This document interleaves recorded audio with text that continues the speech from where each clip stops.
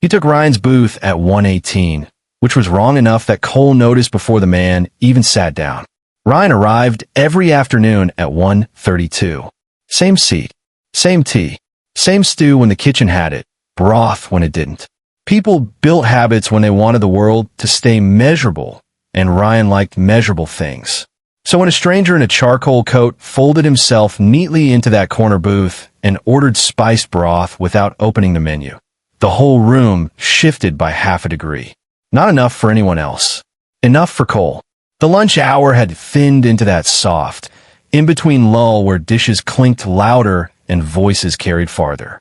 Chloe's stall across the corridor had gone quiet between customers.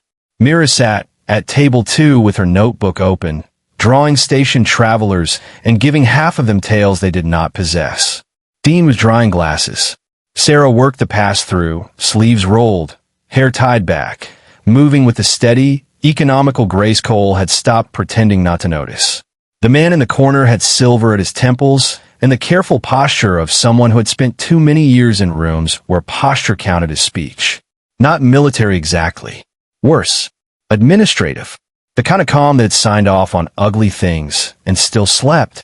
Cole filled waters, cleared table 4, and watched him without looking like he was watching. Then Sera stepped to the pass-through with the broth. The man looked up. Recognition hit his face and vanished so fast most people would have missed it. Cole didn't. Months of watching Mira silently sort adults into categories had done something to him. He had learned that danger rarely arrived looking dramatic. It arrived as a pause half a beat too long. A breath held after it should have been released.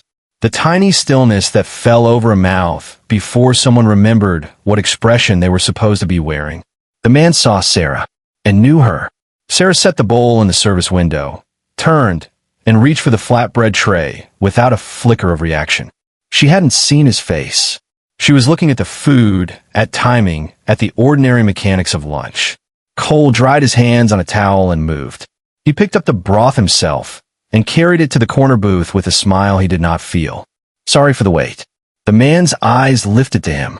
Warm brown, clear-old. Not a problem. Cole set the bowl down. You've been here before? Once, the man said. Long time ago. That was a lie, or close enough to be one. Crosshaven had changed names and corridors in the last decade, but the way he said it told Cole the memory attached to more than soup. Dean drifted by with a bin of clean cups. Cole didn't look at him. He didn't have to. Burned order. Corner. Not spoken. Not signaled obviously. Just enough in the timing, the angle, the weird extra cup on the tray. Twin language. Improvised and old as childhood. Dean kept walking. The man lifted his spoon, inhaled the broth, and said, Interesting spice profile. Sera's recipe, Cole said lightly. Best thing on the menu. There. The name, dropped casual. The man's fingers paused on the spoon. Is that her name? Cole leaned one hand on the table, like an owner making harmless conversation. Yeah. What? No reason. The man tasted the broth. It's good. No reason. Another lie. Cole smiled wider. I'm Cole, by the way. The man considered, then gave up a version of the truth. Galen Voss. Not current Imperial, then. Former something. The name had weight around the edges. Passing through, Cole asked. Something like that. Across the room, Ryan entered through the front door at 1:32 exactly, saw someone in his booth, and didn't miss a step. He just altered course, took table 5 instead, and looked at Cole once. Cole gave him nothing but a shoulder shift. Ryan read it anyway. Mira glanced up from her notebook and frowned toward the corner. She had Dara's eyes for detail and Sera's distrust of smooth people. Then she went back to drawing, but slower now. Cole kept talking. That was the job. Keep the man facing forward. Keep his attention engaged. Give the room time to move around him. You from station trade? He asked. Voss snorted softly. Not exactly. You've got that paperwork face. Paperwork face? Like you've denied permits for emotional reasons. To Cole's surprise, the old man almost smiled. I used to handle sensitive reviews. That phrase was polished enough to be dangerous. Behind him, the back service door whispered open and shut. Nora, right on time. She moved through the aisle with a repair kit in one hand and annoyance on her face. which on Nora looked natural enough to hide almost anything. She stopped near booth 7, bent to check a loose floor seam, and kept going. Voss never looked at her. Good. Cole kept the rhythm going. Corridor repairs. Supply shortages. Crosshaven politics. Bland things. Boring things. Human camouflage. Voss answered just enough to seem cooperative, but his gaze tried twice to slide past Cole toward the kitchen. Twice, Cole intercepted it with another question. At table 5, Ryan unfolded a station bulletin and keyed something under it with one thumb. Camera logs, probably. Corridor footage. Dining room feed. If this turned ugly later, ugly would need to lack documentation. Nora passed behind the corner booth on her way to the kitchen. One brush of her sleeve. One tiny shift of Voss's coat. She never broke stride. Dean emerged from the back carrying a fresh basket of bread and set one piece at Voss's table like a man doing his job and absolutely nothing else. His eyes flicked once to Cole. Done. Communication device gone. Voss finished half the broth before finally asking the question he had come here to ask, even if he dressed in softer cloth. The woman in the kitchen, he said. How long has she worked here? Cole shrugged. Long enough to scare me. Is she local? She's mean enough to be, Dean said, passing by. From the kitchen, Sera called without looking out. I heard that. Dean pointed toward the pass-through. See? Voss listened to the voice, and something old and unpleasant moved behind his eyes. There was again. Memory. Calculation. A failed operation echoing forward. He set down the spoon. Please tell your cook, he said, rising with maddening calm, that the broth was excellent. Cole stepped back to let him pass. Will do. Voss adjusted his coat, patted one pocket once, very lightly, and his expression changed just a fraction. Not alarm. Confusion. The tiny disorientation of a man who knew some internal detail, had shifted, and could not yet prove how. Then he left. No rush. No accusation. Just a measured walk into the corridor, carrying uncertainty with him like a stone in his shoe. The door shut. Only then did Sera come out from the kitchen. Her face had gone pale in a way Cole had never seen before. Not fear exactly. Something harder. Older. Who was that? She asked. Ryan folded the bulletin. Someone from your husband's past. The restaurant went quiet around them. That night, long after the chairs were up and Mira was asleep upstairs, Sera sat across from Cole at the counter with her hand around a cold cup and told him everything she had never said aloud. Dara had not simply moved information. He had fed an entire shadow network from inside Imperial contractor routes. She had known enough to understand the risk, not enough to map it, because he had loved her enough to leave her in partial darkness, and she had let him. When he died, she said, voice steady but thin at the edges, I stayed because running felt too much like agreeing he had been wrong to trust this place. Cole said nothing. She looked at him then, eyes bright and tired and unguarded in a way that hit harder than tears. I am done being protected from the consequences of choices I made on purpose, she said. Cole understood that so completely it scared him. And before he could answer, the hidden comm panel beneath the floor clicked once in the dark. The first frigate appeared on the station glass like a bad thought you couldn't shake, all hard angles and Imperial patience, drifting into position above Crosshaven's transit lanes just as the artificial dawn lights came up. By the time Cole reached the front windows, there were 3 of them. No warning shot. No shouted threat. No dramatic demand rolling through the corridor speakers. Just ships.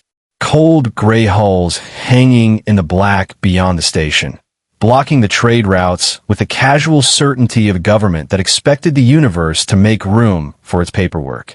Their formation was too neat, too official, too calm. The kind of calm that came from command authority already signed and filed somewhere far away. Dean stopped beside him, still pulling on his jacket. That, he said, voice flat, is not a customs visit. A station-wide alert chimed overhead. Crosshaven civic notice. Transit delays in effect. Independent council review in progress. Residents are advised to remain calm during external jurisdictional dispute. Dean stared at the speaker. I love when institutions say remain calm. It always means no one is calm. Cole was already looking at the data banner crawling across the public screen near the counter. Legal search warrant. Imperial authority. Unlicensed archives. Unnamed fugitive personnel. Temporary movement restrictions. Boarding rights, pending verification. He felt the shape of it before he finished reading. The archive had surfaced somewhere. Not all of it, maybe. Not enough to expose everything. But enough for someone high up the ladder to connect a line, draw a circle, and put Crosshaven in the middle. Sera came down the stairs with Mira behind her, one hand still on the rail, hair loose from sleep, expression sharpening as she took in the room. She read the screen once and went pale. Mira looked at the station display, then at the window, then at the adults. Are those warships? Technically, Dean said, they're bureaucrats with engines. Sera shot him a look. What? Dean said. If I don't joke, I become difficult. Ryan entered from a corridor at a speed that counted as running for him. No coat, no tea, no corner booth ritual. That alone made everyone pay attention. It's real, he said. The council is already arguing jurisdiction, but the frigates transmitted a sealed warrant package. They are not here to posture. They are here to stay until they find what they think is here. Cole nodded once. Then we move now. No one asked what that meant. They all knew. The lower rooms under the restaurant had started as storage, then became overflow, then became the sort of layered hiding place that grows around dangerous work when people run out of better options. Drives, ledgers, backup relays, spare components, pieces of the truth too sensitive to leave in one place and too important to destroy. If Imperial boarding teams got below the kitchen with time and patience, the whole station would drown in consequences. Ethan Cross arrived carrying his med bag and a coffee he had clearly abandoned emotionally halfway through the corridor. He took one look at the screen and sighed like a man whose mourning had become offensive. How bad? Boarding warrant, Cole said. Targeting archives and people. Ethan rubbed one hand over his face. Fine. Quiet evacuation of sensitive areas. I'll take lower storage, cold room, and the utility crawl. He pointed at Dean. You're lifting. No speeches. Dean saluted with 2 fingers. Rude and fair. Chloe appeared in the doorway from the market side, already dragging an empty handcart behind her. She wore work gloves and the expression of someone who had heard enough in the corridor to skip introductions. I know which corridors they never search first, she said. The respectable routes are obvious. The filthy ones are honest. Cole blinked. How much of that did you hear? Enough to be annoyed. She jerked her head toward the rear hall. Tell me what disappears.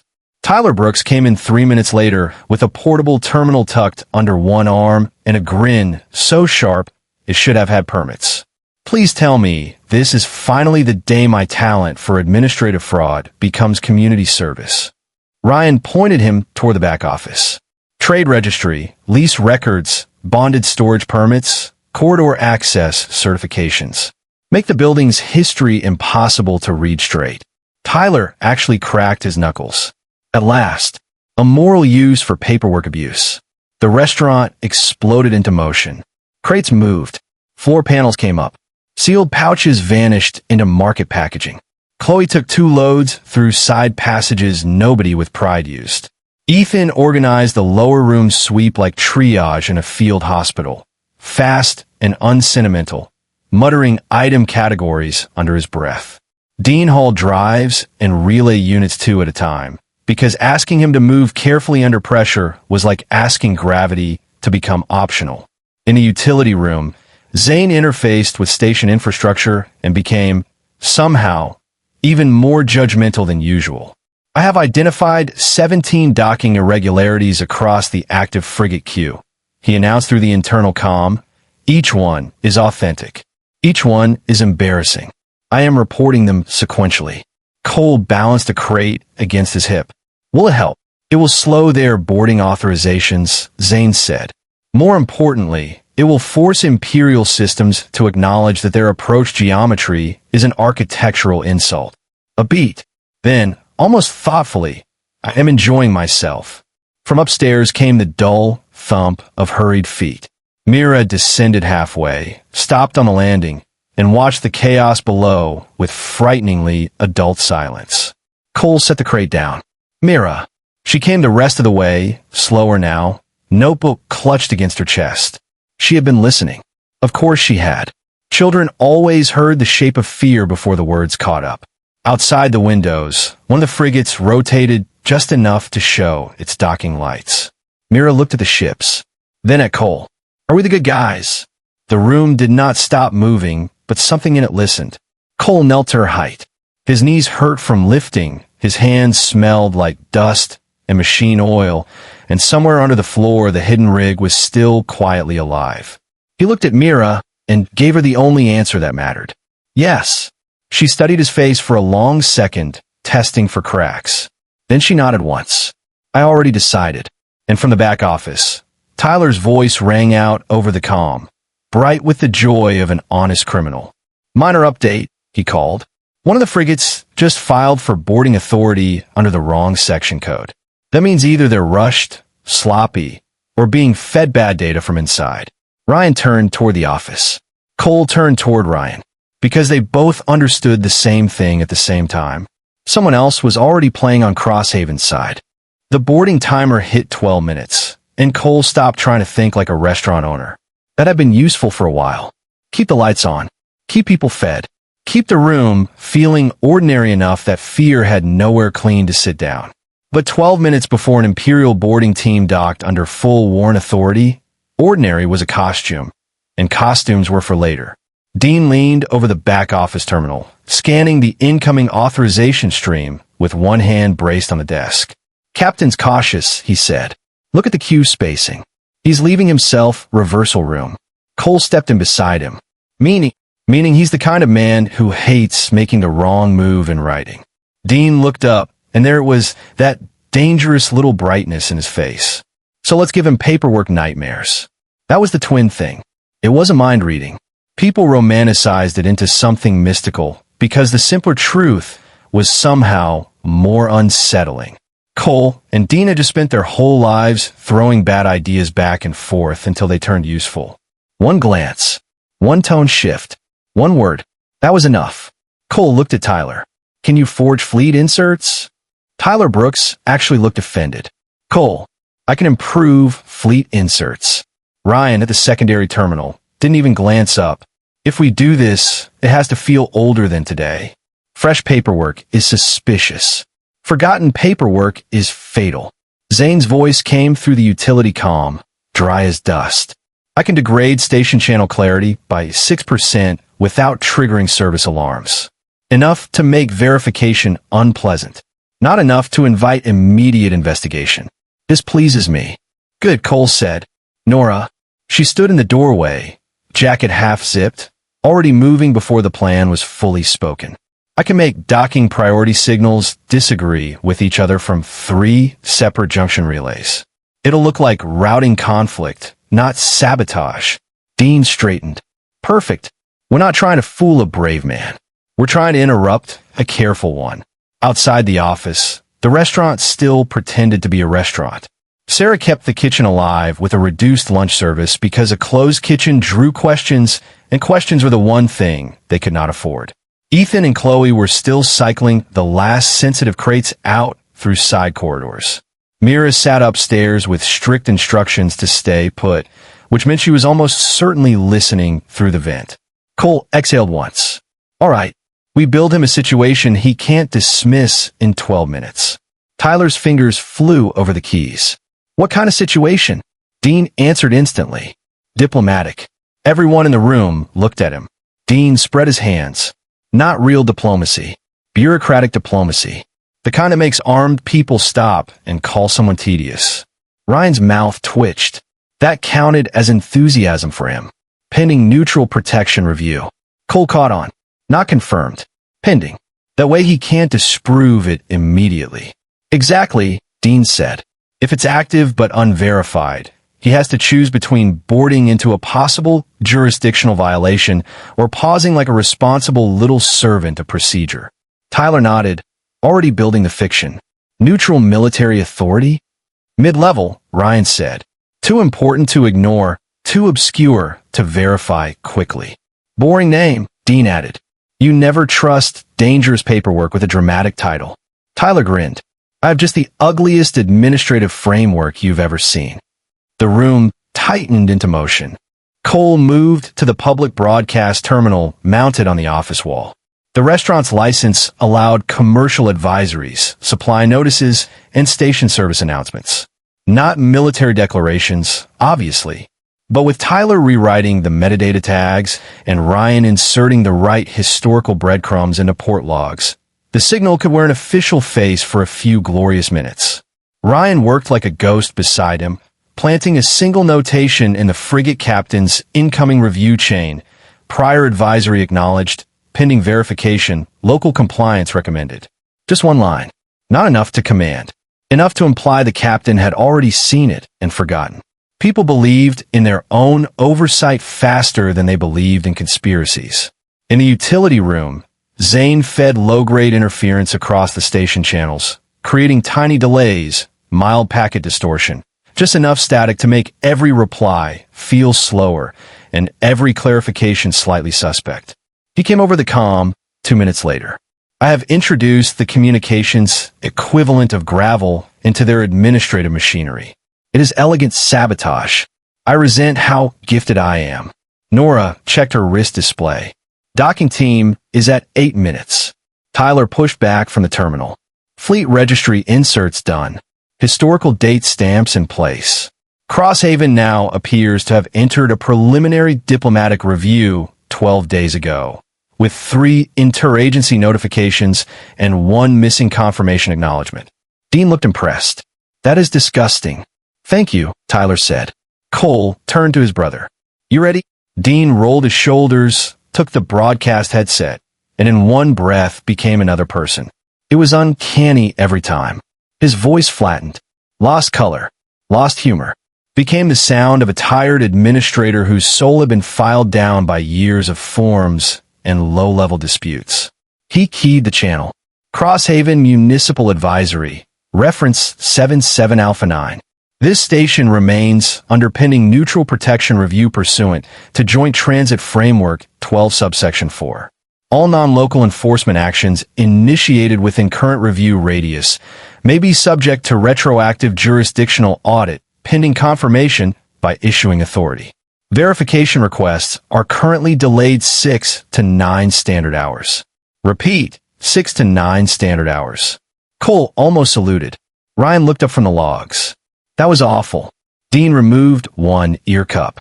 Too much. No, Ryan said. Perfectly awful. Nora smiled once, all edges. Sending conflicting docking signals now. On the display, the boarding team's route indicators flickered.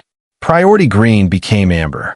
A cargo lane override appeared, then a civilian medical transfer warning, then a station maintenance hold from a third node. 3 valid path instructions. 3 different authorities. No clean answer. On the external feed, the boarding shuttle slowed. Nobody spoke. The seconds stretched. Then the frigate's command channel issued a recall to the boarding team. Tyler slapped the desk once. He bit. Ryan's fingers kept moving. No. He hesitated. Better. Verification requests went out to the fake neutral authority. Tyler's relay caught them, confirmed receipt, and auto-returned a processing acknowledgement under 3 layers of dull procedural language. Estimated response time, 6 hours. In the main room, somebody in the kitchen laughed, once in exhausted disbelief. Chloe, probably. Ethan swore softly and gratefully. Cole put both hands on the edge of the desk and let the tension run out of his shoulders in one ugly wave. Dean pulled off the headset. Tell me that bought enough. Ryan checked the updated port activity and went very still.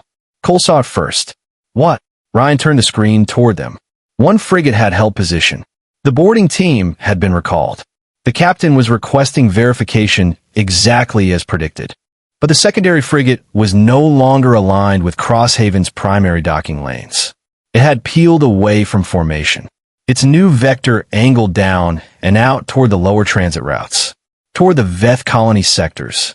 Nora's expression hardened instantly. That's not a search pattern. No, Ryan said quietly.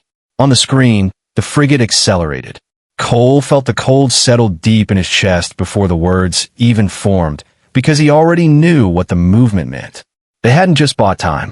They had forced the enemy to choose a faster target. The activation alert came through at 2:13 station time, sharp and clean, and far too early, and every person in the room understood the same ugly thing at once. They were out of time. Ryan was the first to break the silence. He looked at the relay screen, then at Cole, and said, "The program moved ahead 6 days." No one wasted breath, asking if he was sure. The hidden archive had been feeding them fragments for weeks. Route anomalies, shell contracts, disguised freight lanes, components moved under humanitarian cover. Enough to see the shape of the machine, not enough to stop it directly.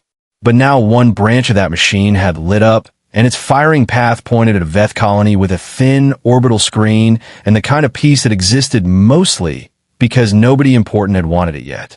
Cole stood so fast his chair tipped over behind him. How long? Ryan's eyes stayed on the feed. 9 hours to probable strike window. Less if they skip final sweep. Dean was already moving. Then we don't stop the weapon.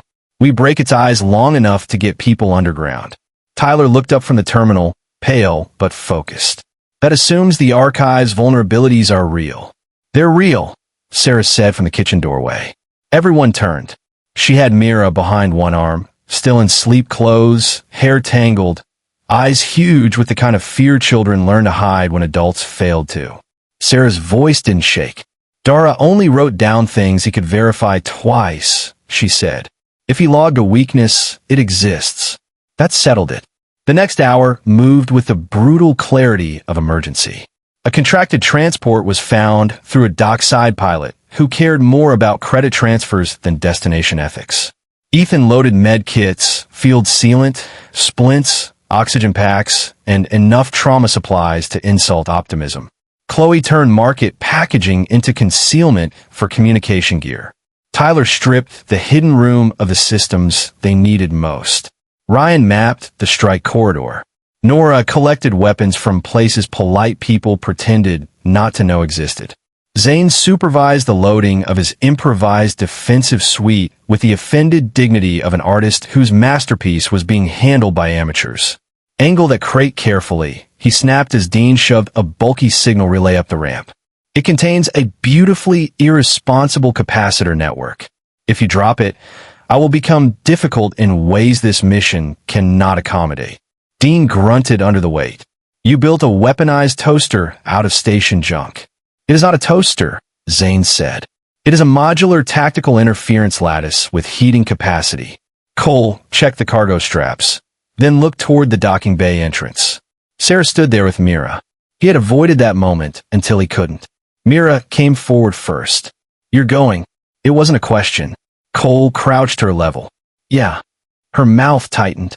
She had gotten better at silence lately, which worried him more than crying ever could. To help them. Yes. Because no one else will get there in time. He swallowed. Probably.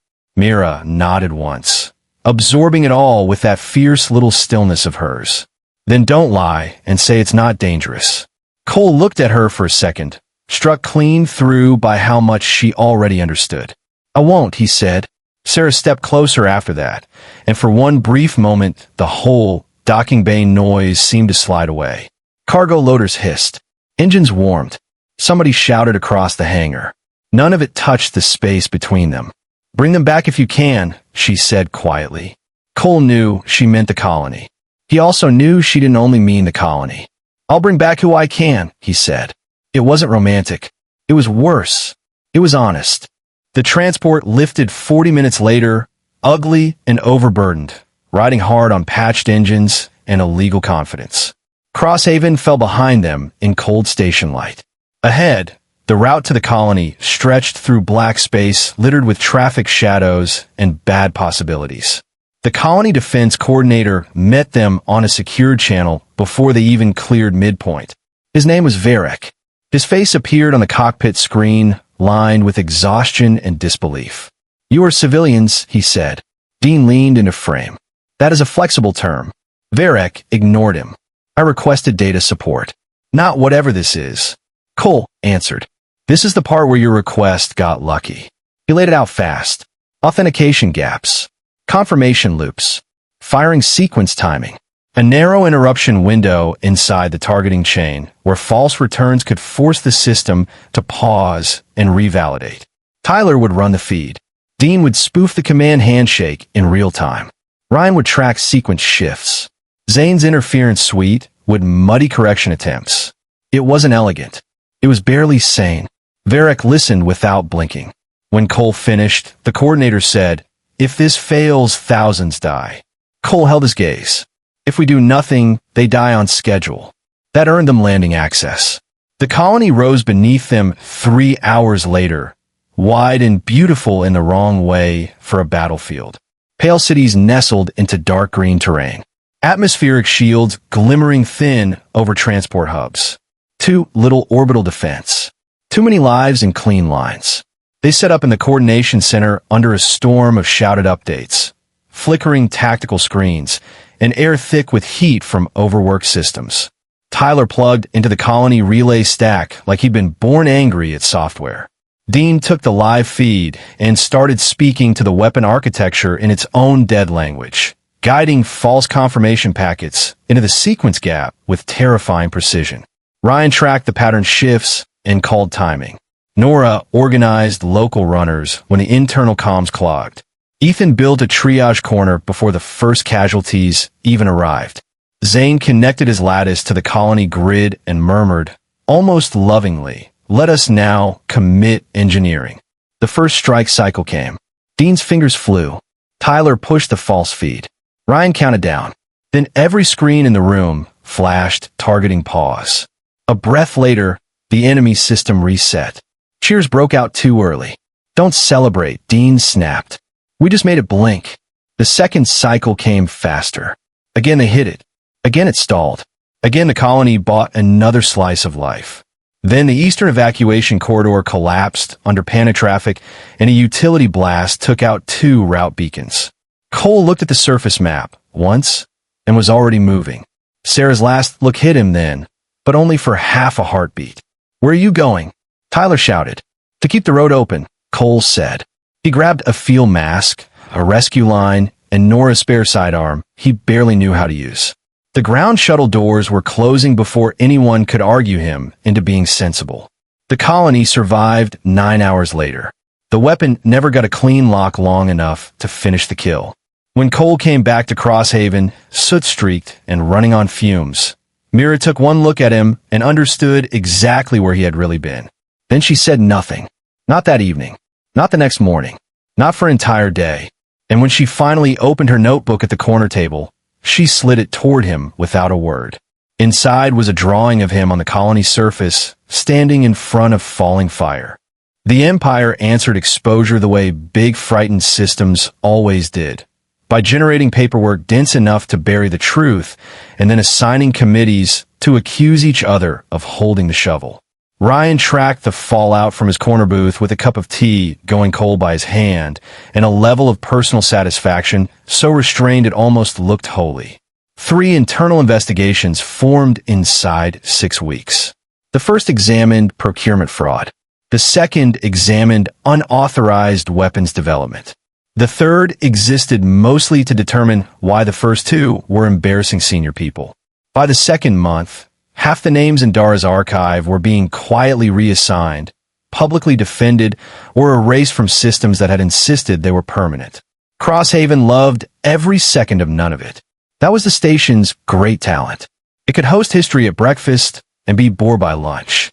Once the frigates were gone and the transit lanes reopened, the place pulled its old face back on like a coat.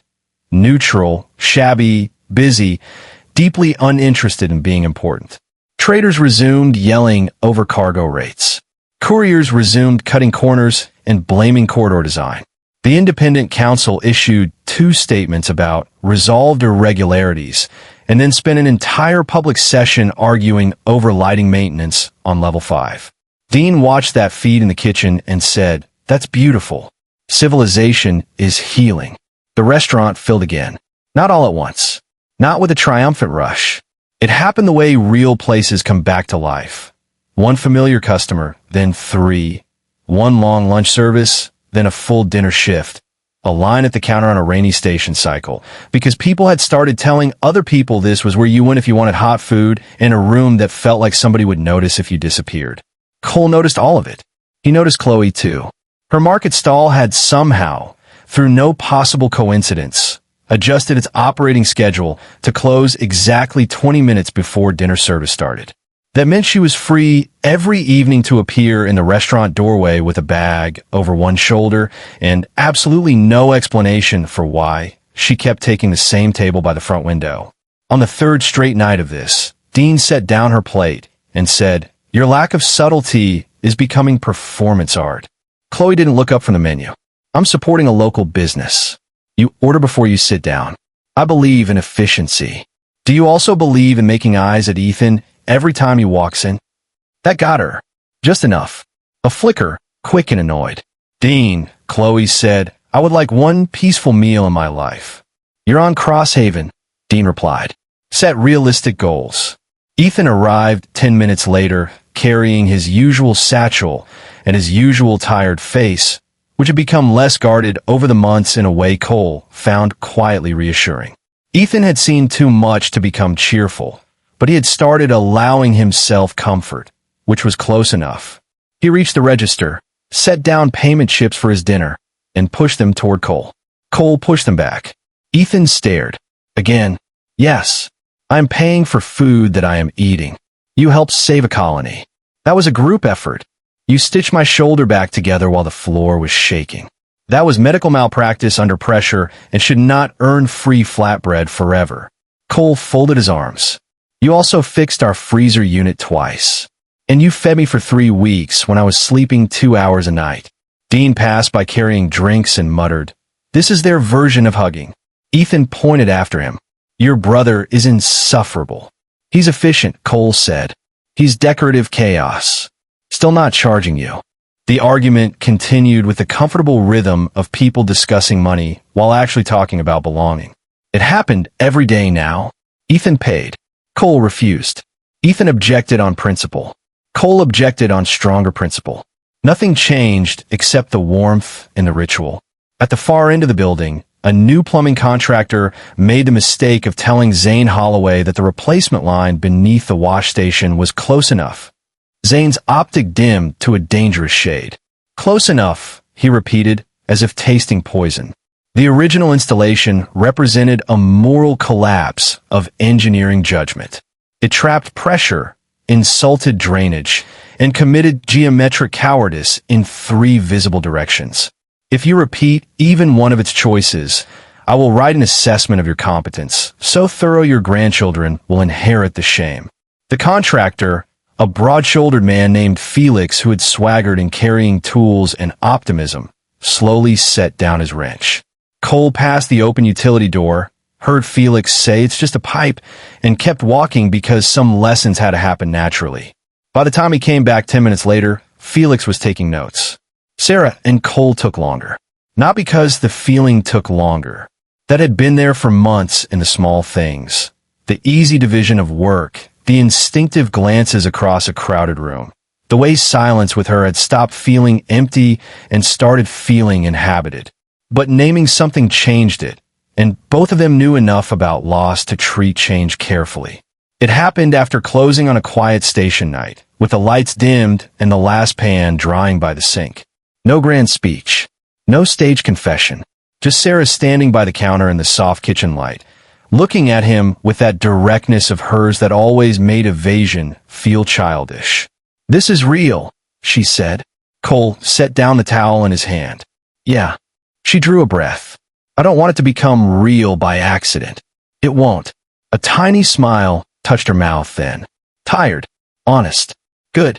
Mira chose that exact moment to appear at the bottom of the stairs in oversized socks, holding her notebook like a legal document. She looked at them both, narrowed her eyes, and said, "Shake hands." Cole blinked. "What?" "To make it official," she said. "You can't just stand there looking obvious." Sera actually laughed, quiet and surprised.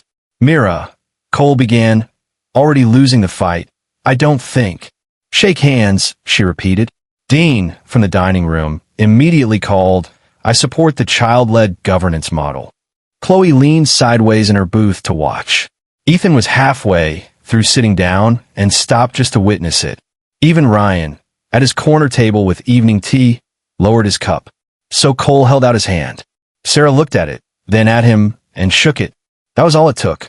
Mira stared for one beat, then burst into laughter so sudden and uncontrollable she had to grab the counter to stay upright.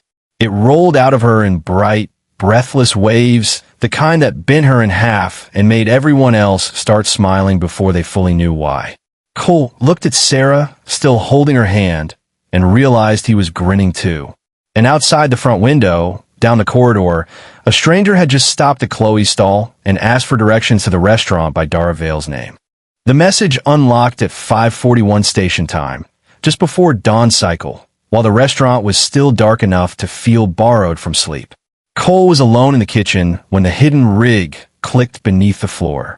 He stopped with one hand on the coffee grinder. For a second, he didn't move at all. The early station hum floated through the walls in soft mechanical layers. Ventilation, distant transit rails, somebody dragging crates 3 corridors over, the ordinary breathing of Crosshaven before the corridor crowds woke up loud. The lights above the counter were still dimmed. Prep bowls sat in a neat row waiting for a morning that had not fully arrived. Somewhere upstairs, pipes knocked twice in a way Zane claimed was structural sarcasm. Then the rig clicked again. Cole set the grinder down and crossed the kitchen. The hidden room opened with a familiar mechanical sigh, but this morning it felt different. Cleaner somehow. Final. The terminal screen glowed pale blue in the dark, and across it ran one simple line. Archive confirmation complete. Delayed personal release authorized. Cole stared at the words longer than he needed to. Then he sat. His hands were steady right up until he touched playback. Dara's voice filled the small room, without music, without distortion, without the usual operational distance. No coded cadence. No clipped urgency. Just a man speaking from the edge of time he knew he probably wouldn't survive.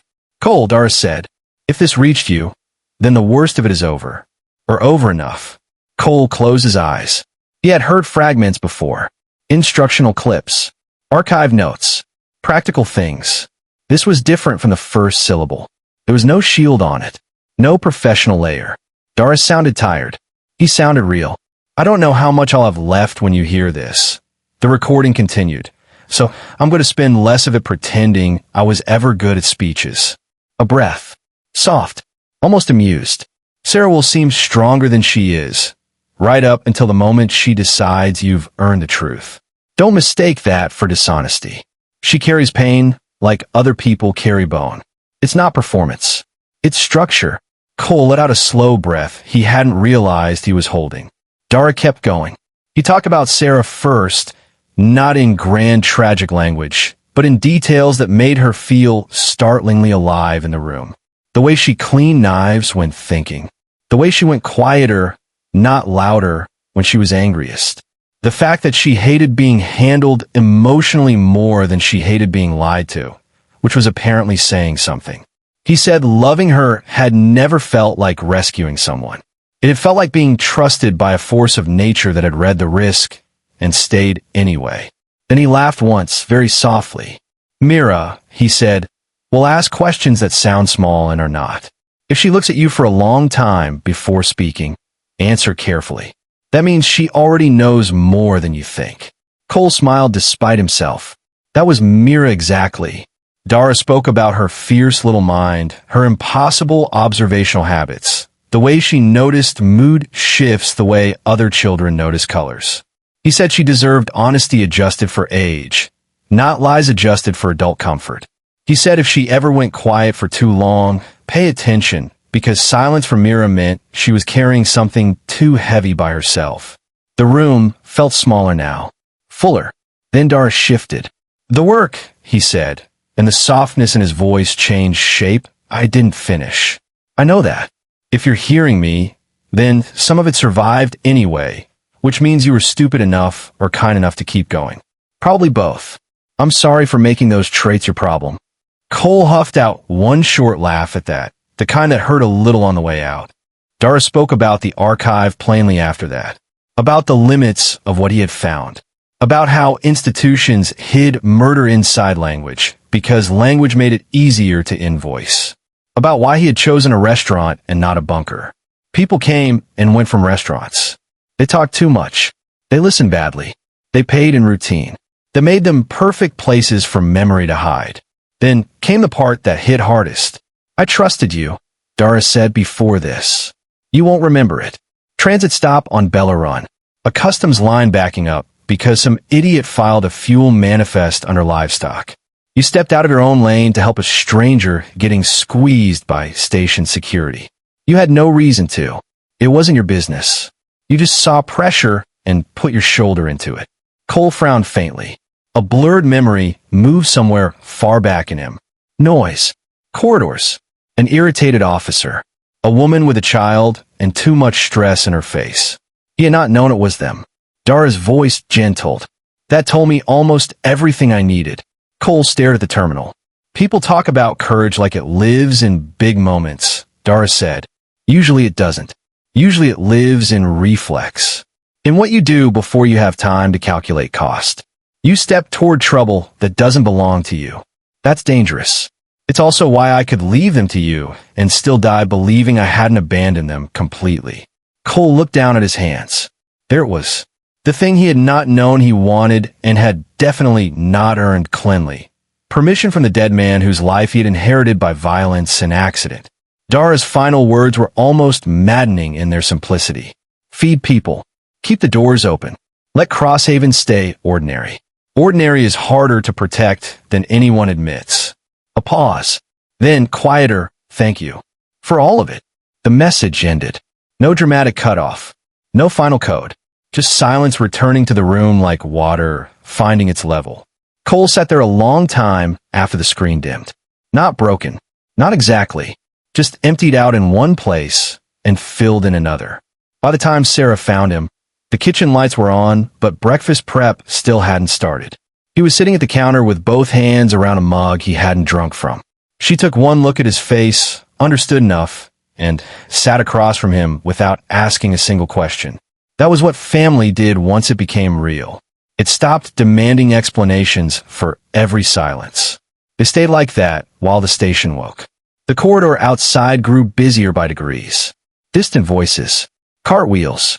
The front shutters of neighboring stalls rolling up one by one. Morning finding its rhythm. Then footsteps thundered down the stairs. Mira appeared in the kitchen doorway like a small storm with bed hair. I'm starving, she announced. Also, I have menu improvements. Sera looked at Cole. Cole looked at Mira. What kind of improvements? Mira planted both hands on her hips. Breakfast dumplings. Sweet ones. Also normal ones. And we should stop pretending children don't want spicy food. From somewhere in the wall, a pipe clanged. Zane's voice floated faintly from the utility corridor. That proposal is chaotic, but not without merit. Mira brightened instantly. See? Cole finally lifted the mug and took a sip of cold coffee. It was terrible. He drank it anyway. Outside, Crosshaven's transit lanes opened into another ordinary day. Inside, the ordinary felt earned enough to keep.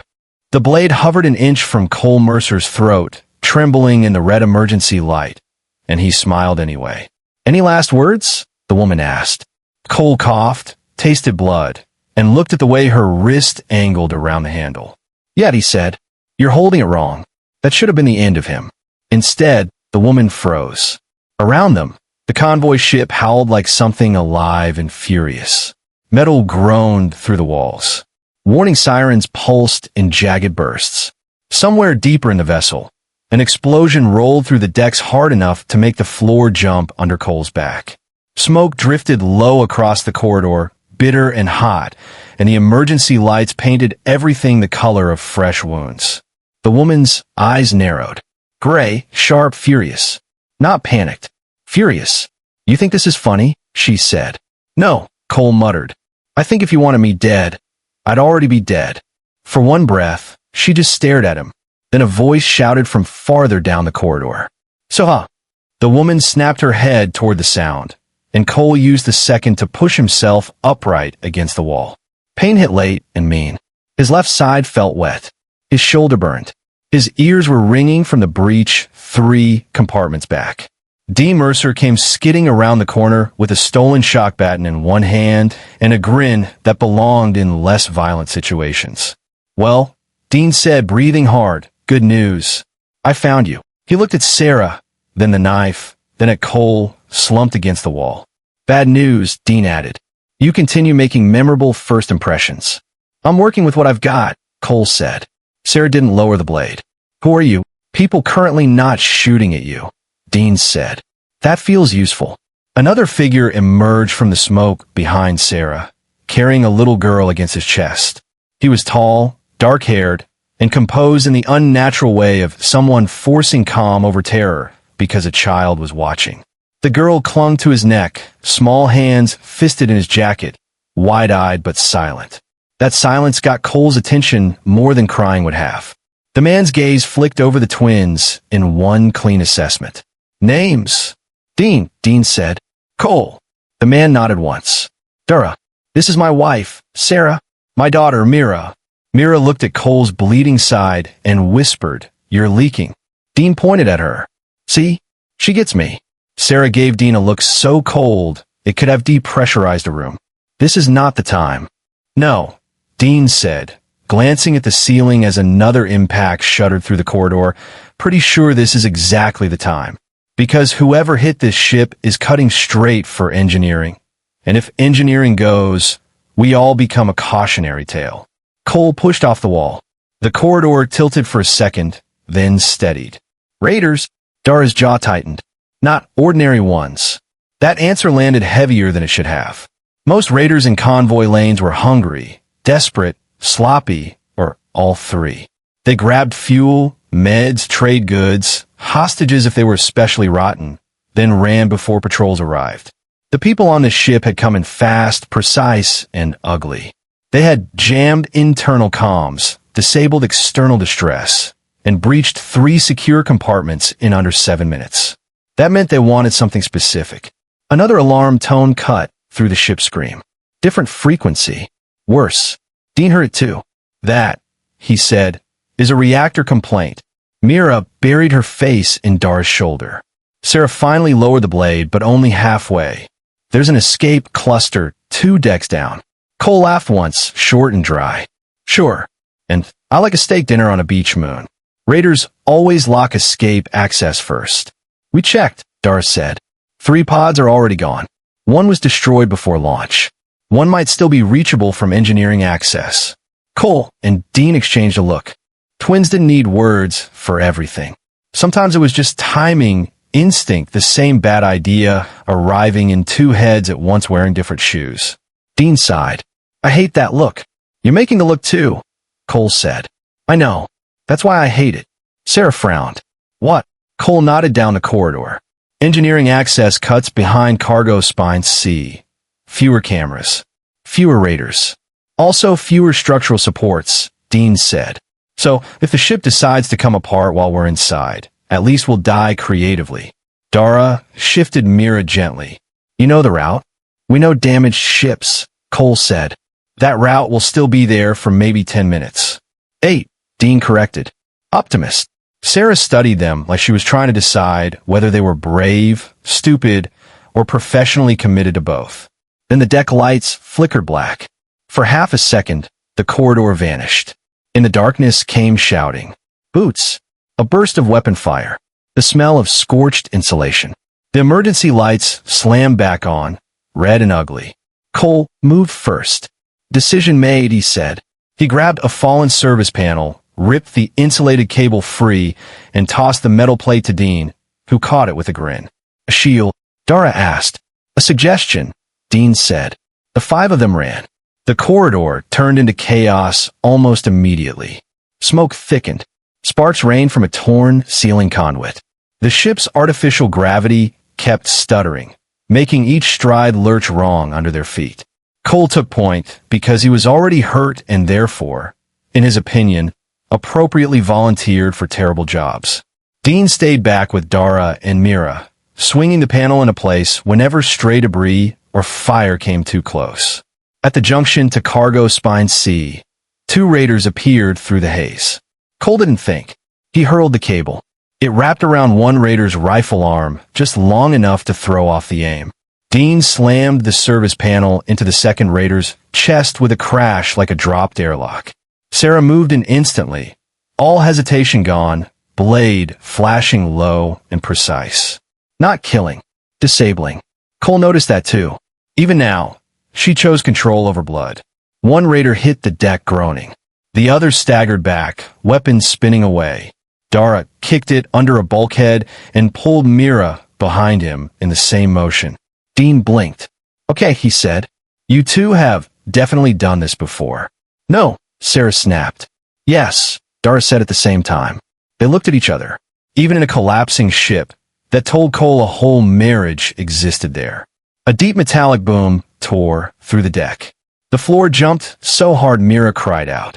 Overhead, the corridor split with a scream of bending steel. Dean looked up. 8 minutes just became 3.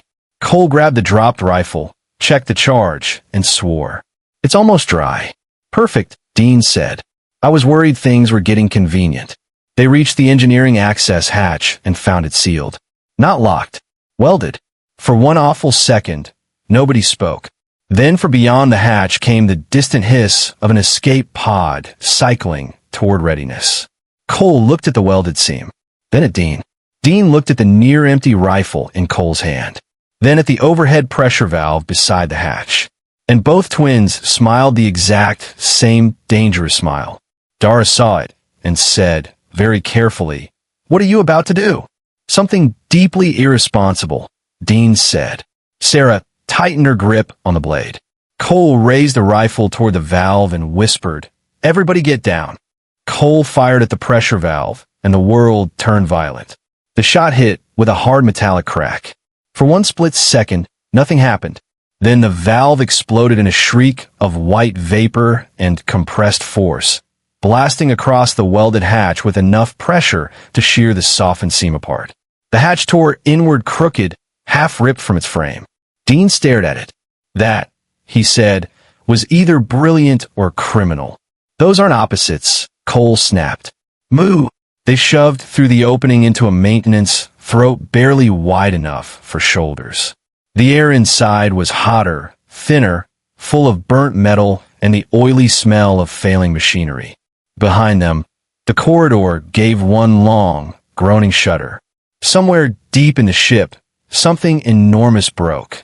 Dara carried Mira in front now, one arm around her, the other guiding himself along the wall. Sera stayed so close to him their shoulders hit with every stride. Dean covered the rear with a nearly empty rifle and a confidence level unsupported by actual ammunition. The maintenance passage dropped steeply, then opened into the launch bay access ring. Cole had expected wreckage. He had not expected silence. Not real silence. Not on a dying ship. But the kind that meant everyone who was supposed to be here was already gone. Empty harness racks swung gently. A cargo net drifted loose in the low, stuttering gravity. Emergency strips blinked pale blue across the deck. At the far end of the bay, one escape pod remained docked, lights alive, hatch open, systems already cycling. And even from here, Cole could see the seat count. 4. Dean saw it at the same moment. Oh, come on, he muttered, insulted on principle. Who designs a survival craft and stops at 4? People with smaller families, Cole said. Mira lifted her head from Dara's shoulder. That pod is tiny. Nobody answered her. The ship lurched. This time the gravity died completely for 2 awful seconds. They floated, weightless, while a deep scream traveled through the hull like the vessel itself had finally started feeling fear. Then gravity slammed back on at half strength, dropping everyone hard enough to bruise. The pod's launch computer began a warning countdown. Structural collapse imminent. Manual departure advised. Sera reached the pod first. She looked inside once, counted, and went still in a way that scared Cole more than panic would have. No, she said. Dara already knew. Cole saw it in his face. Not shock. Not denial. Recognition. As if some part of him had been traveling toward this exact moment for a long time. And now that it had arrived, he was furious with it and unsurprised at the same time. Dean stepped to the hatch and checked the emergency panel. Maybe there's a fold-down fifth harness.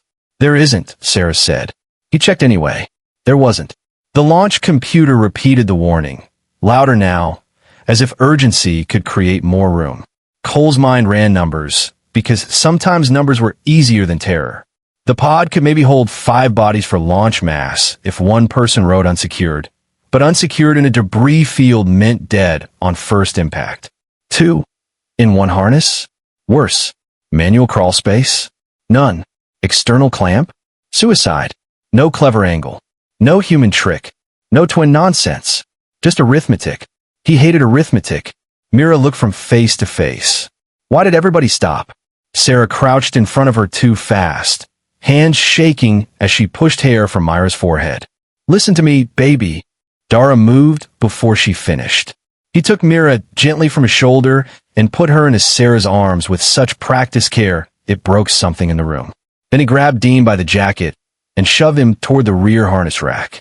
Dean stumbled. What are you doing? Balancing launch load. Dara's voice was calm. Too calm. Get in. No, Dean planted his feet instantly. Absolutely not. Cole stepped forward. Dara turned and pressed something hard into Cole's palm. A data key. Old design. Military-grade shielding. Cole looked up. There was no time for explanation, but Dara's eyes gave him one anyway. This matters. More than me. More than now. Cole closed his fist around it. No, Sera said again, and now the word sounded torn out of her. No, we find another way. Dara looked at her. For one heartbeat, the ship disappeared.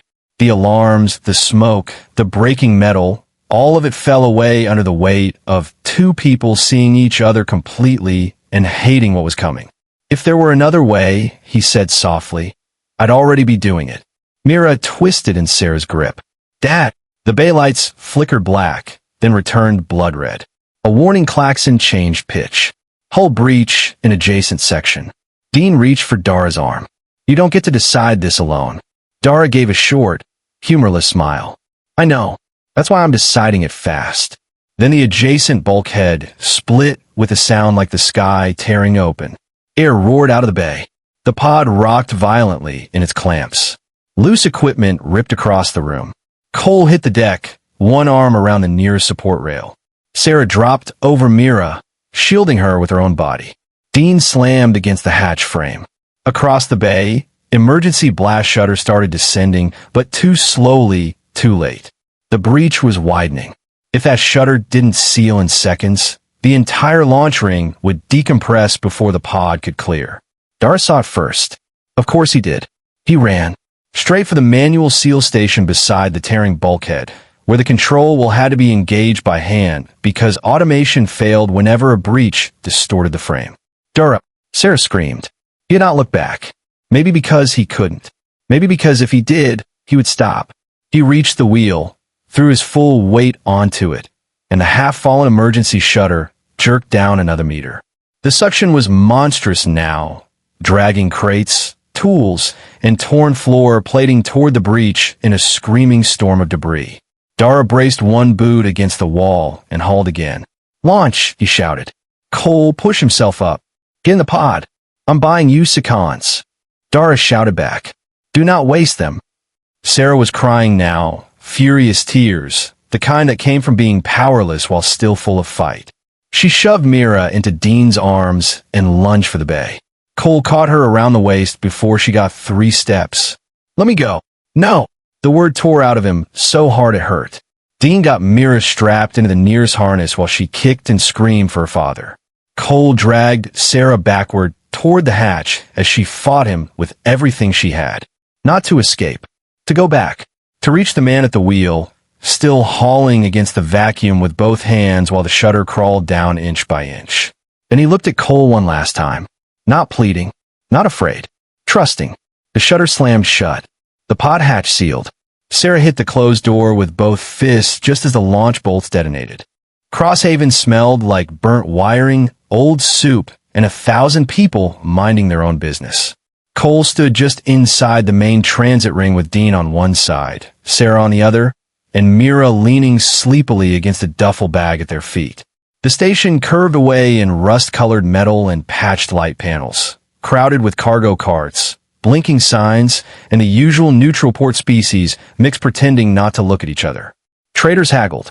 Couriers cursed. Somewhere nearby, someone was frying something in oil old enough to vote. Dean scanned the passing crowd and muttered, "I can't decide if this place looks safe or like the kind of station where your organs get sold alphabetically." "Why alphabetically?" Cole asked. "Professionalism." Cole almost smiled. Almost. The data key had taken 2 sleepless days to crack and another 6 hours to believe.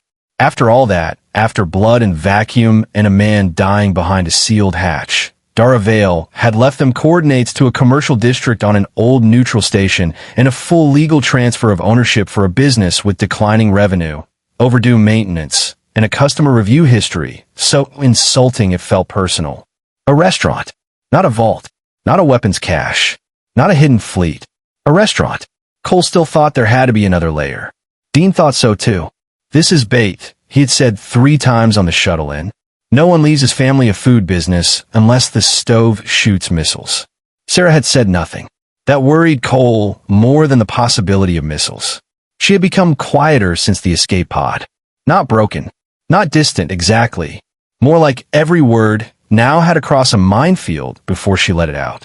She carried Mira, packed bags, checked routes, read files, and answered practical questions. But when Dara's name came near the edges of anything, her silence changed shape and everybody stepped around it. Mira tugged Cole's sleeve. "Are we living here now?" Cole looked down at her. There were shadows under her eyes that no child should have. She still held herself too still when frightened, as if one wrong movement would make the universe notice her again. "I don't know yet," he said. She considered that. "That means yes." Dean pointed at her. "See? Tiny lawyer." Mira didn't smile. The restaurant sat at the end of a side corridor where the foot traffic thinned and the lights got lazier. The sign above the rusted service door flickered between 3 letters and then gave up entirely. Half the windows were opaque with grime. A printed notice from station utilities was taped crookedly beside the frame. "Past due." Dean read it and blew out a breath. "Fantastic. We inherited debt and a smell." Cole keyed the lock using the transfer code from Dara's file. Nothing happened. He tried again. Still nothing. Dean folded his arms. Strong start. Sera stepped forward, looked at the panel once, and said, "The relay pin is dirty." Cole glanced at her. "How can you tell?" "Because it's older than Mira and neglected by people who think wiping around something counts as maintenance." That was the longest sentence she had spoken in 2 days. Cole stepped aside. Sera opened the side casing with a table knife from her bag, scraped the contact clean, and hit the panel again. The lock clicked open like it had been waiting for permission to stop pretending. Dean raised both hands. "I'm choosing to find that incredibly attractive instead of intimidating." Sera pushed the door inward. The place was worse than the file photos. A cold draft moved through dim air, carrying dust, stale spice, detergent, and something sour from the back kitchen drains. The dining room held 8 mismatched tables, 2 hanging lights that worked on separate opinions, and a long service counter with a crack running through it like old lightning. Chairs were stacked upside down. The menu board still displayed a soup special from 17 days ago. Somewhere in the back, a machine hummed with a dying rhythm. Mira stepped in, looked around carefully, and wrinkled her nose. "It's ugly," she announced. Dean nodded solemnly. Objectively, Mira tilted her head. "But fixable." That got Cole. A real smile this time, brief and crooked. He walked to the counter and found the terminal asleep but powered. A small notification icon blinked patiently at him. He touched it. A recorded message opened. Dara appeared only as audio, no image. His voice rougher than Cole remembered from the pod because now memory was filling in what grief had sharpened. "If you're hearing this, Crosshaven worked," the message said. "Good. Keep the restaurant open." That was it. No explanation. No follow-up. No kindly note from beyond the grave, making any of this easier. Dean stared at the terminal. That man really believed in economy. Cole replayed it. Same sentence. Same calm voice. Same maddening lack of details. Sera walked past him into the kitchen. He followed her with his eyes. She stood in the doorway to the back prep area, one hand on the frame, shoulders drawn tight. For a second, he thought she might break. Instead, she inhaled once, looked around the ruined kitchen, and said, very softly, "He chose this place. Not why, not how, just that." Then something clanged in the back hallway. Everybody turned. A tall figure rolled out from behind the storage racks on a maintenance track assembly, all brushed metal limbs, narrow torso plating, and one optical sensor glowing in unimpressed blue. He had a toolbox clipped to one arm and a cracked ceramic mug mounted magnetically to his chest like a medal. The cyborg looked at the four of them, then at the open door, then at the leaking pipe in the ceiling. His voice came out dry and cultured and deeply offended by existence. "Oh," he said. "New owners." No one answered. He gestured with a wrench toward the kitchen ceiling, where a drop of brownish water formed, swelled, and fell. "The plumbing," he said, "is treason." Dean blinked. "I'm sorry, what?" "Treason," the cyborg repeated. "Against pressure logic. Against pipe ethics. Against the basic social contract of civilized drainage." His gaze shifted to Cole. "And your arrival is emotionally inconvenient." I had nearly completed my resignation speech to an empty room. Cole stared at him. "Who are you?" "Zane Holloway," the cyborg said. "Maintenance unit, repair specialist, reluctant guardian of this architectural embarrassment." He tipped his head toward the terminal. "You listened to the message, I assume. That means the transfer is real." He paused. I had hoped for someone older. Dean put a hand to his chest. "You wound me, metallic sir." Zane's optic dimmed half a shade. "You seem aerodynamic in the cranial region." I stand by my disappointment. Mira stepped around the adults and looked up at him. "Can you fix ugly?" Zane looked down at her for a beat longer than he had looked at anyone else. "Yes," he said, "but not quickly." Cole opened the legal packet again on the terminal. Ownership transfer. Debts. Utility liens. Supplier contracts. Tax nightmares. Floor plan schematics. A business that wanted to die politely. He should have walked away. Instead, he put his thumb on the signature field. The transfer accepted. Somewhere under his boots, deep in the floor, something mechanical clicked. Then the boards beneath the counter gave a hollow sound none of them had heard before. Mira found the hidden room because she was looking for sugar. That was the first insult. After 11 days on Crosshaven, the restaurant had achieved a fragile kind of life. Not success. Not comfort. Life. The light stayed on most of the time. The lunch rush had started arriving with enough regularity to feel dangerous. Dean had burned exactly 3 trays of flatbread and still insisted that one of them had been artistically charred. Zane had declared the dishwasher spiritually hostile. Sera ran the kitchen with quiet precision. Cole handled the floor, the register, the repairs, the creditors, and the increasingly unpleasant realization that owning a restaurant meant every broken thing in the universe now reported directly to him. It was mid-afternoon, that narrow hour between lunch and dinner when the station corridor outside softened into a low mechanical hum, and even the customers seemed too tired to complain properly. Mira came out of the pantry holding a bowl and said, "The shelf moved." Cole looked up from the register. "What shelf?" "The crooked one," she said. "I touched it, and it lied." Dean leaned on the counter. "I respect that sentence, but I need more information." Mira rolled her eyes with the exhaustion of a child burdened by incompetent adults. "The shelf at the back. It moved different from the wall." Zane looked up from under the sink where he had been muttering at a pipe. Children consistently outperform adults in environmental truth detection. Adults see what they expect. Children see what is actually there. It is one of your species' few elegant design features. "Thank you," Cole said. "That was not a compliment to you specifically." Sera had gone still at the prep station. Cole noticed that first. Not fear exactly. Recognition. Fast, private, unwelcome. He walked into the pantry with Dean behind him and Mira leading like a very small detective who had already solved the case and was now waiting for applause. The pantry smelled of dried spice, old wood, and the cold metallic breath of the refrigeration vent. Shelves lined 3 walls, packed unevenly with jars, flour bins, cleaning tablets, and exactly 1 box of imported tea nobody had ordered but which somehow kept reappearing. Mira pointed to the back shelf. It looked wrong once you really looked at it. Slightly warped. Too shallow. The bolts on one side were newer than the surrounding metal. Dean crouched and tapped the frame. Hollow. Well, he said quietly. That's rude. Cole gripped the edge and pulled. Nothing. Sera appeared in the doorway. Stop.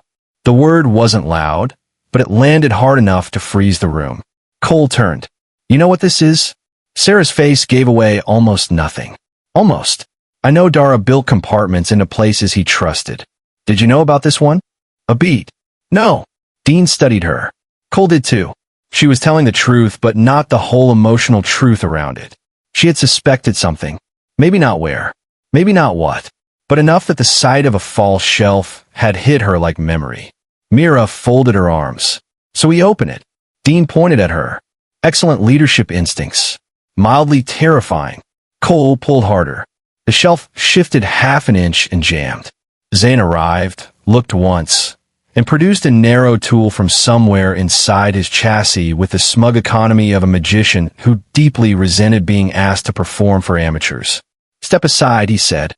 He slid the tool under the lower seam, twisted, and a hidden latch clicked open with a soft mechanical sigh.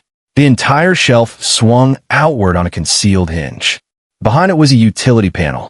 Behind the utility panel was not utility anything. Cold air exhaled from the darkness beyond, dry and machine-filtered. A ladder dropped down into a narrow chamber lit by low blue strips. Cole climbed first, because of course he did, and landed in a room no sane restaurant owner should have had under a pantry. Storage drives lined one wall in insulated racks.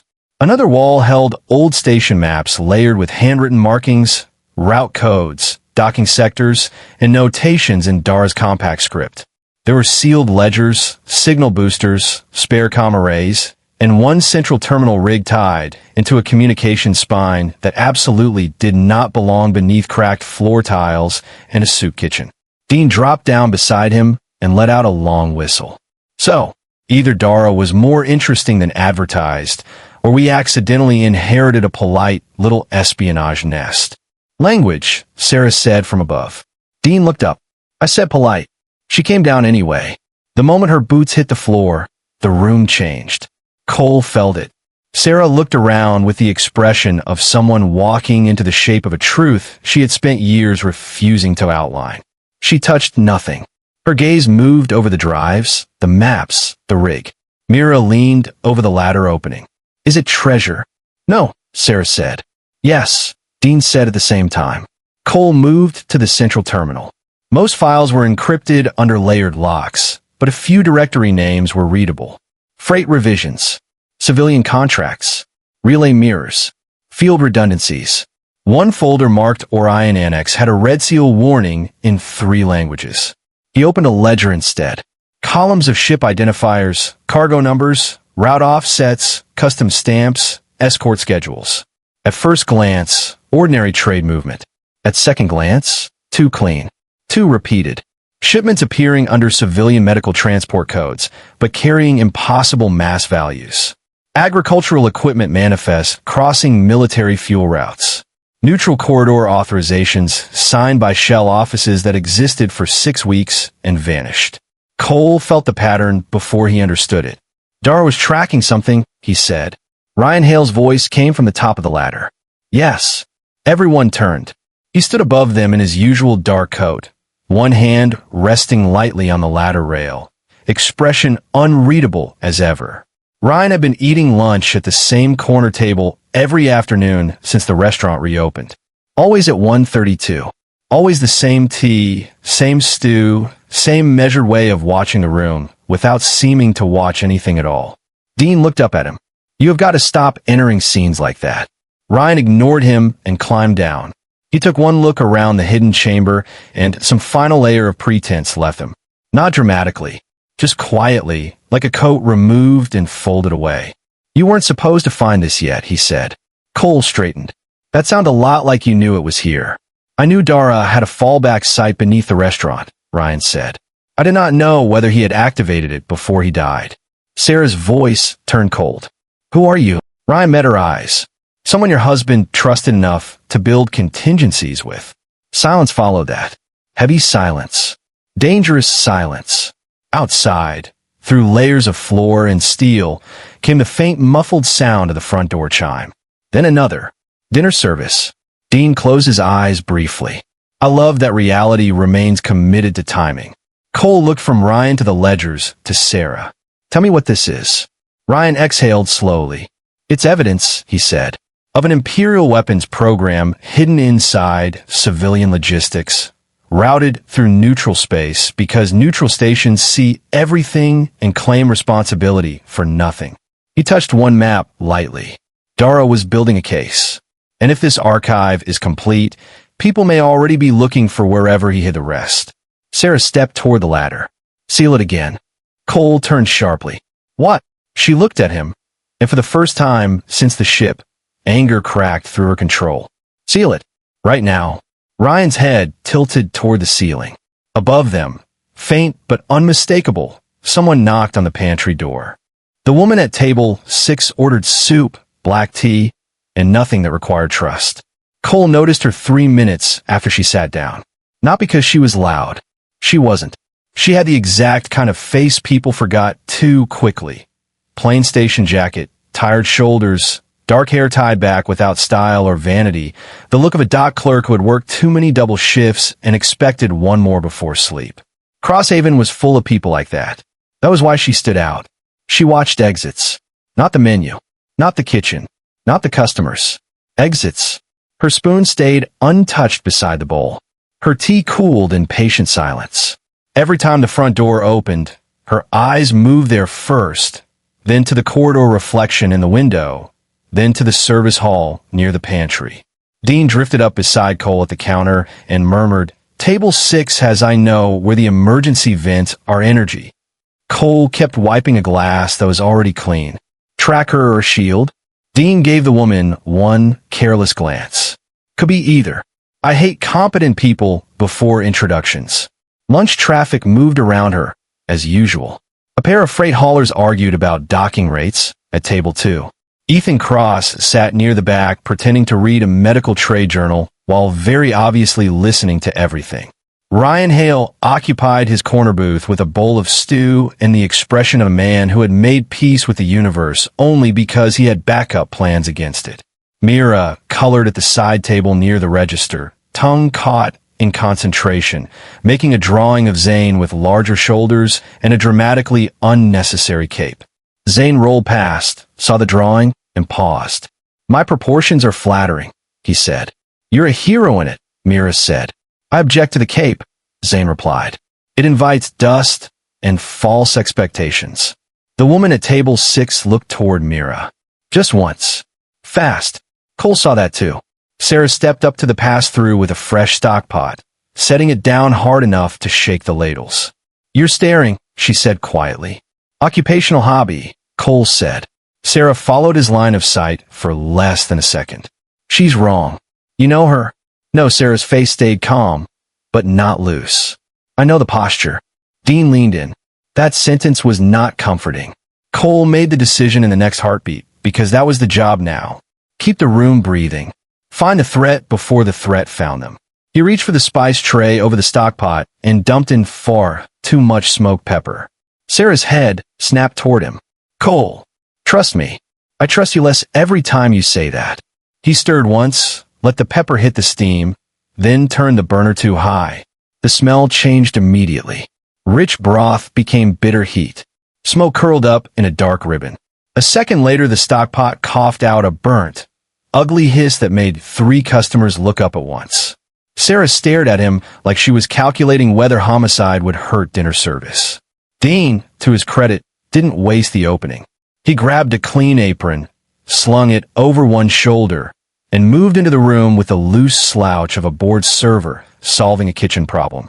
He passed table 4, cracked a joke at the freight haulers, refilled Ethan's water, then stopped at table 6 with exactly the right amount of inconvenience in his smile. Sorry about the smoke, he said. Chefs declared war on flavor. The woman looked up. Her eyes were gray-blue, older than the rest of her face somehow. Occupational hazard, she said. Dean tilted his head. Doc sighed. Paperwork. No one says paperwork like that unless they've lied professionally. A beat. Then, very faintly, the edge of a smile. And no one carries himself like waitstaff if he knows how to disarm a corridor camera without touching it. Dean rested one hand on the back of the empty chair opposite her. Interesting lunch. Potentially. At the counter, Cole kept up the performance, waving a towel at the smoke while Sera rescued the soup with the grim competence of someone hiding fury under motion. Mira looked up from her drawing. Did you ruin it on purpose? Cole coughed. Your faith in me is touching.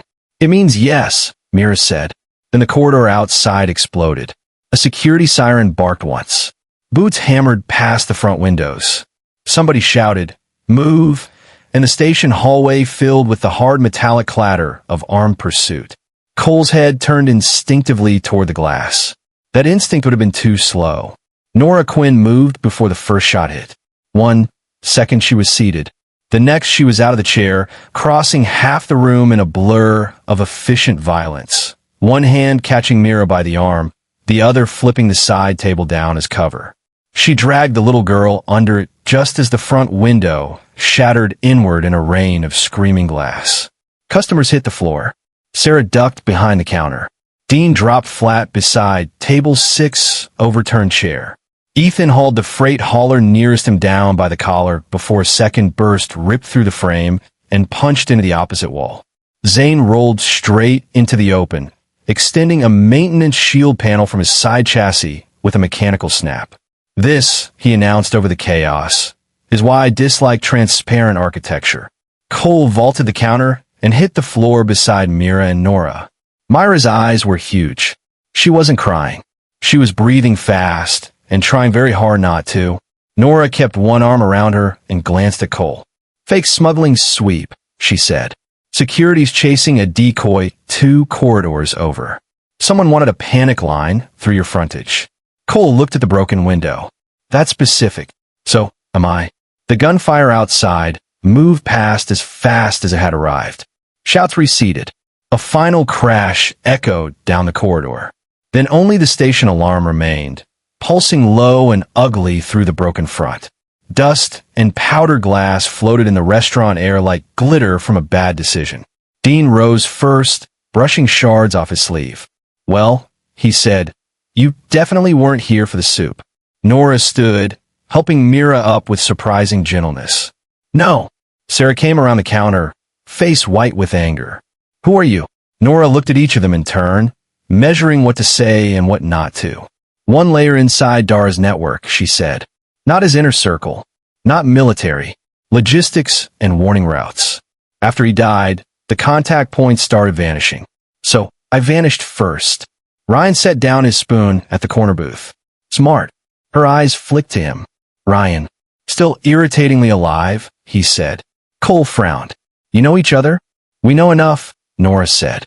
And enough is why I'm here. Someone revived one branch of the program your dead friend was documenting. Not the whole machine. One branch. That's worse in some ways. Smaller. Faster. Harder to see. And Crosshaven is now attached to the trail. No one spoke for a moment. Then Ethan got to his feet, checked the shaken customers, and said, All right, nobody's bleeding badly, which means I get to be angry later. For now, we need brooms, patch tape, tea, and fewer windows. That broke the spell. They moved. By nightfall, the shattered glass was cleared, the front patched with temporary panels, and the frightened neighbors from nearby stalls were sitting at mismatched tables with free tea warming their hands. Chloe from the next corridor brought blankets without being asked. Ryan quietly covered 2 repair invoices. Zane lectured the broken frame on structural dignity. Nora stayed. Not at table 6. At the counter, where allies sat. When the last customer left, Cole locked the door and turned back toward the room that no longer felt accidental at all. Then Nora said, Before we get comfortable, there's one more problem. I wasn't the only one following the trail here. He arrived during the lunch lull, when the corridor outside was noisy enough to hide a bad decision and quiet enough to hear one walk through the door. Cole noticed the boots first. Expensive leather, hand-finished, polished within an inch of vanity, Completely wrong for Crosshaven's Grease Street corridor traffic. Nobody wearing boots like that came to a corner restaurant for the stew. They came because the room mattered. The man paused just inside the entrance and let his eyes adjust with a little too much patience. Mid-40s, clean-shaven, dark coat, customs badge clipped at the hip. The badge was real metal, old issue, with the sort of wear that looked authentic until you realized the scratches were in the wrong places. His smile was easy. His shoulders weren't. Dean, carrying a tray of tea glasses, caught Cole's eye and gave the smallest possible nod. Yeah, him too. Sera was in the kitchen. Mira was upstairs with Chloe, supposedly helping sort produce and actually asking complicated questions about why adults lied more when stressed. Nora had not come in yet. Ryan sat at his corner booth reading a shipping digest upside down, which was how Cole knew he was paying attention. The man chose table 3, where he could see the front door, the kitchen pass-through, and the hall leading to the storage corridor. That was rude. Cole took the table himself. Afternoon, he said, setting down a menu they both knew the man wouldn't read. What can I get you? The man glanced up, all professional weariness and soft manners. Coffee. Black. And I need to ask a few routine questions. Customs follow-up. Dean drifted behind the counter with the tray and said, just loud enough, my favorite kind of lunch. Cole folded his hands. Routine sounds comforting. The man gave a polite smile and touched the badge. Merrick Sloan, Transit Customs Review. We're cleaning up some discrepancies tied to former ownership records in this section. Former ownership, not current licenses, not suppliers, not health code nonsense. Dean set the tray down and strolled over like a bored employee with too much confidence and not enough survival instinct. Discrepancies, he said. That's a sexy word for paperwork. Mark's eyes flicked to him, measuring. You are Dean Mercer, co-owner, occasional peacemaker, full-time disappointment to authority. Cole put a cup down in front of Merrick and noticed the man's hands. No ring, no ink stains, no small nicks from clerical work. The right cuff sat a little heavier than the left, like something slim and weapon-shaped rested beneath it. More telling than any of that, his attention never settled. Door, counter, hallway, stairs, windows, ceiling vent. He was mapping escape and kill lanes while pretending to ask about permits. Yeah, not customs. Merrick lifted the coffee, inhaled once, and didn't drink. Business doing all right under the new transfer? Depends who's asking, Cole said. Transit Customs. Dean leaned one elbow on the chair opposite him. That badge was valid once. Merrick looked at him. Dean smiled. Wrong sector stamp. Nice restoration work, though. The room changed. Not visibly. No dramatic music.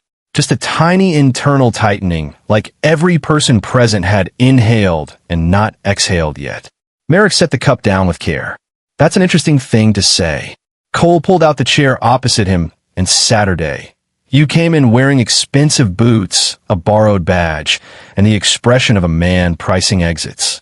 If this is a robbery, we're flattered. If it's a social call, your manners need work. Ryan turned one page of his upside-down digest. Marek's smile thinned. Maybe I'm here because Dara Vale's trail ended at your door. There it was. No bluff. No circling. Cole felt the cold hit his spine and kept his face bored. Dean beat him by half a breath. If it had, Dean said, you wouldn't be here asking. Marek's gaze shifted between them. You twins always perform together? Only when the audience seems undereducated, Dean said. Cole leaned back. Let's save time. You're not confirming ownership records. You're confirming whether anything of Dara's survived him. Merrick said nothing, which was answer enough. So Cole built a lie. Not one lie. A structure. That was the trick. Humans were rarely convincing when they sold a single invention too hard, but stacked several almost plausible things together, laced them with irritation instead of fear, and suddenly the whole fake house felt lived in. He sighed like this conversation was costing him paperwork. If this is about the archive, you're late. From behind the counter, Sera went still. Marek's attention sharpened by a degree. Archive. Dean clicked his tongue as if Cole had been mildly careless. He means the duplicated compliance packet. Right, Cole said, waving a hand. The one already under sealed council review. My mistake. Ryan lowered his digest exactly 2 inches. Merrick didn't move. Council review. Dean nodded. Level 3 administrative seal. Internal monitoring. Very dull.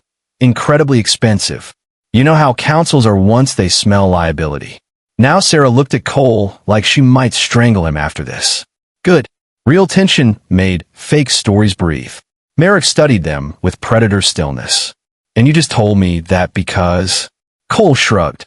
Because if you're the kind of man I think you are, you already know enough to be dangerous. And dangerous men get nervous when they realize they've entered a room that's already being watched by someone more official than they are. It was Dean's turn to add weight. He leaned forward, voice dropping, casual as rain. Sealed authority means we don't even know all the names attached. We just know the building got tagged after a data duplication event. If anything happens to us, the release schedule accelerates automatically. He paused. Honestly, I assumed you were one of the assigned observers. You carrying the old badge now feels awkward. Marek's face did not change. His eyes did. Not much. Just enough. Cole saw the recalculation hit. A professional killer could push through danger. He could not push comfortably through uncertainty wrapped in bureaucracy and surveillance. Assassination was work, but accidentally tangling with a hidden station investigation, that could get expensive, political, and fatally messy. Zane rolled out from the kitchen, carrying a crate of cleaned utensils, and stopped dead when he saw Marek's boots resting on the edge of the freshly repaired floor seam. His optic narrowed. You, Zane said, voice flat with offense, are grinding imported corridor grit into a surface I corrected this morning. Merrick blinked once. Excuse me? Additionally, Zane continued, local security drones have developed a regrettable tendency toward overreaction around unauthorized aggression. Their targeting software is emotional. I disapprove of it, but the appeals process is slow. Dean nodded thoughtfully. One drone tossed a smuggler into a soup display last month. Beautiful arc, terrible cleanup. That did not happen, Sera said automatically from the pass-through. Not with soup, Dean admitted. Merrick stood. Slowly. No rush. No sudden movements. Just a man deciding the room had become less profitable than expected. He smiled again, but now it looked fitted rather than natural. Interesting establishment. Cole stood too. We hear that. Merrick adjusted his cuffs. If someone asks, I was never here. Ryan finally lowered the digest all the way. That would be best for everyone. The man walked to the door, paused with his hand on the frame, and looked back once. At Cole. At Dean. At the kitchen.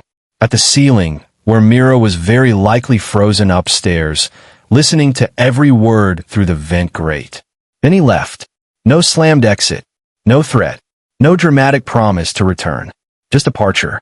Dean waited 5 full seconds and let out a breath through his teeth. Tell me that worked.